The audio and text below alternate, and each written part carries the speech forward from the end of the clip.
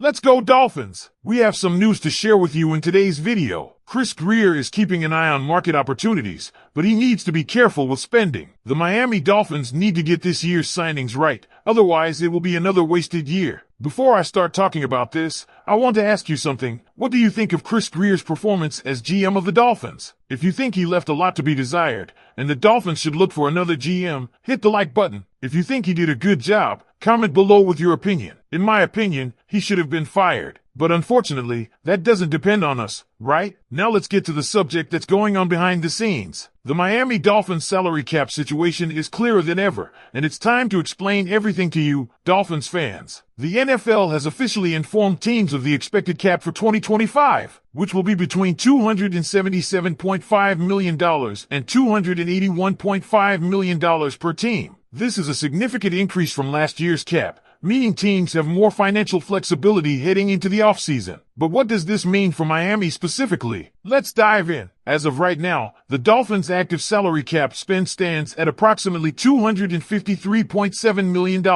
That leaves them with about $1.5 million to $2 million in cap space after saving money by releasing Durham Smythe, Raheem Mostert, and Kendall Fuller. However, the real story is what happens when the salary cap increase goes into effect. If Miami doesn't touch any contracts or make any additional moves, their cap space will increase significantly, reaching somewhere between $24.4 million and $28.4 million. That's right. Without doing anything else, the Dolphins are looking at somewhere around $20 million in available salary cap space. Now, what if Miami decides to be more aggressive? There are key moves the team could make that would significantly impact their financial flexibility. If the Dolphins cut punter Jake Bailey and fullback Alec Ingold while restructuring the contracts of Bradley Chubb, Austin Jackson, and Zach Sealer, plus cutting Blake Ferguson and Julian Hill, that would result in an estimated cap savings of $29.86 million. That means Miami would be sitting at around $32.2 million in available cap space before even factoring in the cap increase. Once the influx is accounted for, the Dolphins could be looking at anywhere from $54 million on the low end to as much as $58 million in available cap space. And that's not even the end of it. If Miami moves on from left tackle Terron Armstead, that adds another $4.26 million.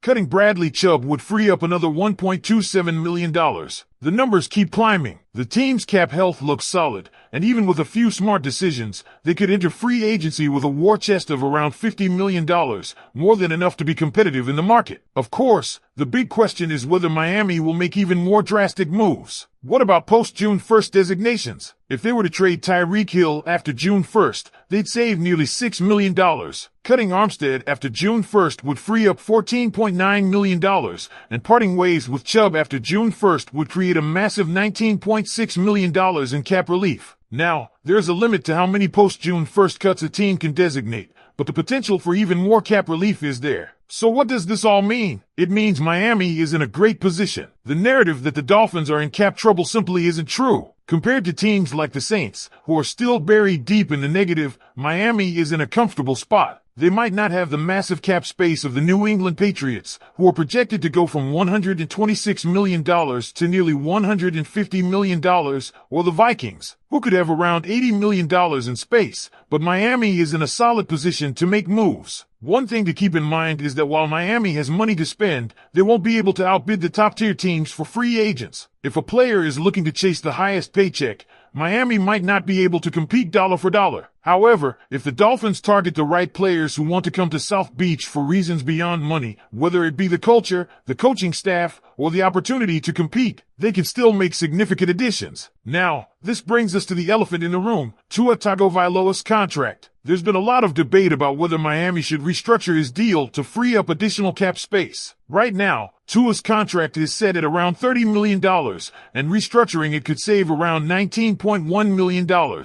But doing so would lock him into Miami for the next 2 seasons, regardless of what happens with coaching changes or other future moves. That's why some argue it's best to leave his contract untouched for now and reassess next offseason. So where do you stand, Dolphins fans? What do you think Miami should do with this newfound financial flexibility? Should they be aggressive in making moves, or should they play it safe and focus on retaining key players? Drop your thoughts in the comments, and let's discuss. Now, let's take this conversation a step further and talk about what the Miami Dolphins should do with their cap space. We know they'll be sitting somewhere between $50 million and $58 million if they make those key moves. But the real question is, how should they spend it? First, let's talk about in-house decisions. Miami has several players set to hit free agency, and before they go after external talent, they need to decide which of their own guys they want to keep. Key free agents include defensive tackle Christian Wilkins, linebacker Andrew Van Ginkel, and safety Brandon Jones. Wilkins, in particular, is a massive question mark. He's coming off a career season and will command top-tier money on the open market. If Miami wants to keep him,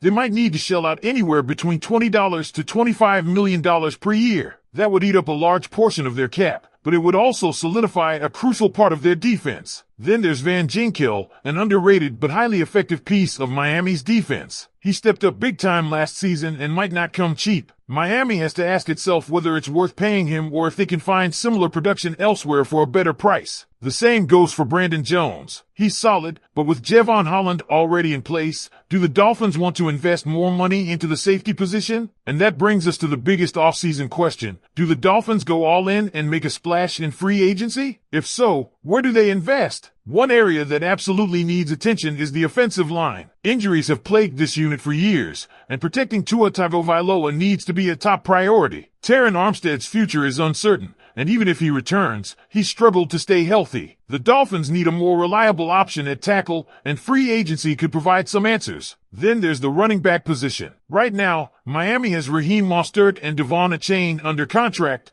but with Mostert aging, do they add another weapon in the backfield? The Dolphins' offense thrives when the run game is explosive, so don't be surprised if they target a dynamic, dual-threat back in free agency. Defensively, Miami needs to address the pass rush. If they move on from Bradley Chubb, they'll need to replace his production. Even if they keep him, depth is always a factor. And with Jaylon Phillips coming off a serious injury, Miami can't afford to go into next season without solid reinforcements on the edge. Another big topic is wide receiver. Right now, Miami is arguably the best duo in the NFL with Tyreek Hill and Jalen Waddle, but depth behind them is questionable. If Hill were to get injured or if Waddle missed time, the drop-off would be significant. Do the Dolphins use some of their cap space to bring in another quality wideout, or do they trust the draft to fill that need? And speaking of Tyreek Hill, what if the Dolphins actually consider moving on from him? Trading him post-June 1st would free up nearly $6 million in cap space. Now, I'm not saying Miami should do this, but with the way the NFL operates, anything is possible. Hill is still at the top of his game,